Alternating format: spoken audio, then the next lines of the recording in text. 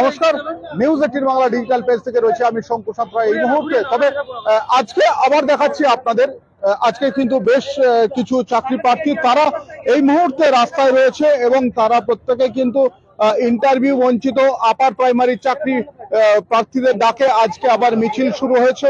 আমরা কিন্তু এক এক করে কথা বলে নেবো তাদের সঙ্গে, তারা যে আজকে মিছিল করছে, কেন, তাদের দাবি কি। কারণ শহর কলকাতায় প্রায় দেখা যাচ্ছে যে চাকরির দাবিতে মিছিল। বলছি আজকে আপনাদের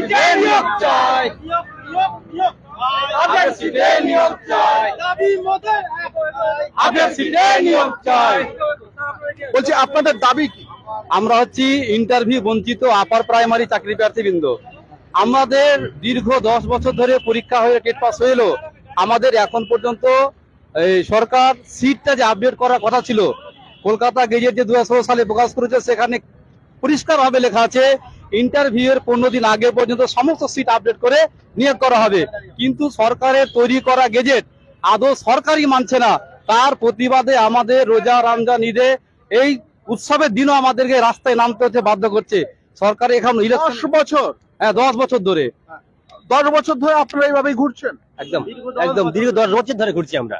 কথা বলেছেন সরকারের সঙ্গে? সরকারের সঙ্গে কথা বলেছি, শিক্ষামন্ত্রীর সঙ্গে কথা বলেছি, এসএসসি দপ্তরে গিয়ে এসএসসি চেয়ারম্যানের সঙ্গে কথা বলা হয়েছে, সবার সঙ্গে কথা বলা হয়েছে। তাতে লাভ কি হলো? আমাদের আখের লাভ কিছুই হচ্ছে না, কিছুই হচ্ছে না লাভ আমাদের। আপনাদের কতজন রয়েছেন? আমাদের এখানে অনেকে প্রায় 2000 জন রয়েছি। ঠিক আছে, আমাদের একটাই দাবি, দিদির কাছে বারবার বলছি যে আমরা আপার প্রাইমারি বঞ্চিত, আমাদেরকে অবশ্যই চাকরিটা দিন। আমি চাকরিটা চাইছি, চাকরির জন্য আমাদের এই লড়াই, এই রাজপথে নেমেছি। দিদি আপনার কাছে হাত জোড় করে অনুরোধ, আমাদের কাছে দেখুন এবং আমাদের চাকরিটা দিন। অর্থাৎ এখন কিন্তু নির্বাচন বিধি চলছে, নির্বাচন বিধির মধ্যে একেবারে মমতা বন্দ্যোপাধ্যায়ের ছবি হাতে নিয়ে তারা কিন্তু প্রত্যেকে কিন্তু একই দাবিতে চলেছেন সামনের দিকে। এবং আজকে দুপুর থেকে আজকে তারা কিন্তু দেখছেন যে একটা তালা দিয়ে, অর্থাৎ তালার প্রতীকী একে, এতে কি লেখা রয়েছে? বাক্সবন্দি লেখা রয়েছে। আমাদের আপারের সমস্ত সিট বাক্সবন্দি। মাননীয়ার কাছে আমাদের করজোরে নিবেদন যে আমাদের এই আপার প্রাইমারির রিক্রুটটা করুন, আমাদের আপার প্রাইমারি রিক্রুটটা করুন।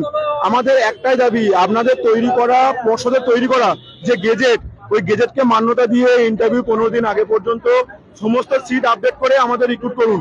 আমরা 10 বছর মানে বঞ্চিত হয়ে আছি। সেই 2014 নোটিফিকেশন, 2015 পরীক্ষা, 2016 রেজাল্ট আউট, সেখান থেকে আমরা বঞ্চিত হয়ে আছি।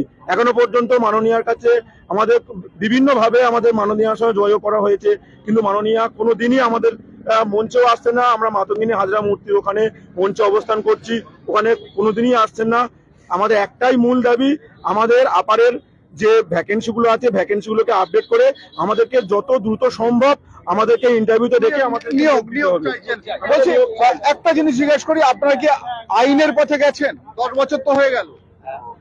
হ্যাঁ আমরা গেছি, কিন্তু সব দিক থেকেই আমরা সব রকম ভাবে চেষ্টা করছি। আমরা ইন্টারভিউ থেকে বঞ্চিত হয়ে আমাদের যে যন্ত্রণা, সেটা আমাদেরকে এইভাবেই জানাতে হচ্ছে, যেটা আমাদের সঠিকভাবে নিয়োগ হওয়ার কথা ছিল সেটা আমাদের হয়নি বলে আজকে আমরা এই রাস্তায় নেমেছি।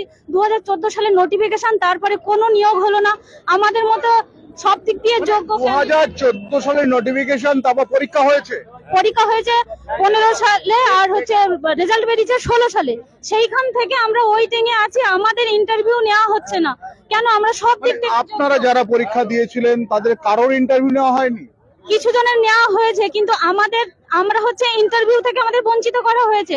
কিন্তু এই যা সিট আপডেট করার কথা ছিল 2016 সালে, যে গেজেট 83B রুলসে যে গেজেট বলা ছিল যে ইন্টারভিউ 15 দিন আগে সিট আপডেট করে আমাদের নিয়োগ দেওয়া হবে, তো সেইটাই হলে আমাদের কারোরই কোনোদিন রাস্তায় নামতে হতো না।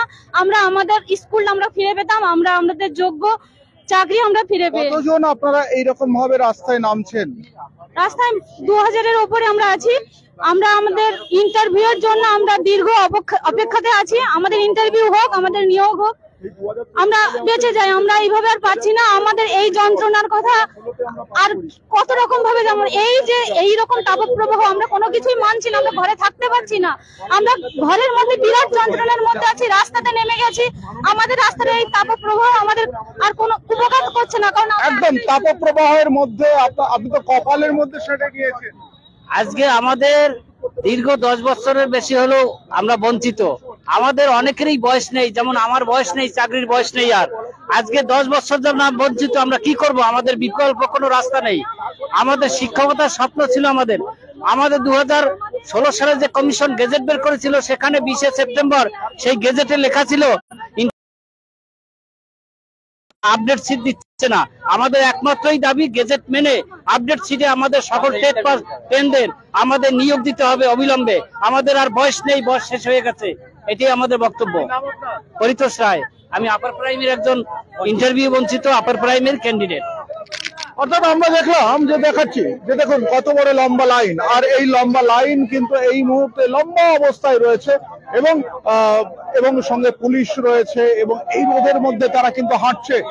প্রায় তারা এরকম ভাবে হেঁটে তারা রাস্তা, শহরের রাস্তা এ প্রান্ত থেকে ও প্রান্ত যান।